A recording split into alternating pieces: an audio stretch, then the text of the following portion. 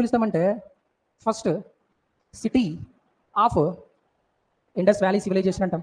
Okay, దీన్నే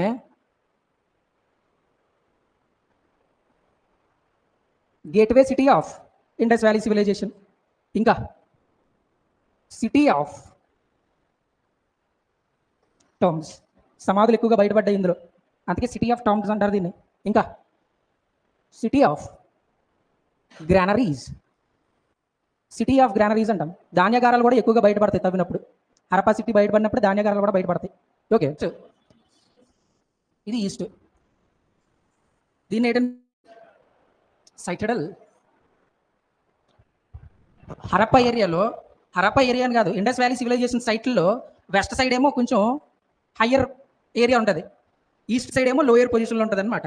ఇక్కడ ఎవరు ఉంటారంటే అడ్మినిస్ట్రేటివ్ క్లాస్ ఉంటారు, అక్కడ హై క్లాస్ పీపుల్ ఉంటారు అక్కడ అంతానే. దీని చుట్టూ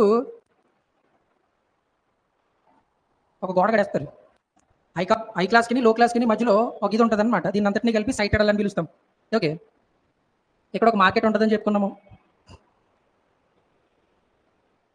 ఇవన్నీ సెంటర్లో మార్కెట్ ఉంటుంది, ఇవన్నీ హౌసెస్ ఉంటాయి, అన్నీ కూడా గ్రిడ్ సిస్టంలో ఉంటుంది అనమాట. ప్రతిదీ 90 డిగ్రీస్లో కరెక్ట్గా గ్రిడ్ సిస్టంలో ఉంటుంది. హౌస్ కన్స్ట్రక్షన్ అనేది ఇండస్ వ్యాలీకి సంబంధించి గ్రిడ్ సిస్టమ్.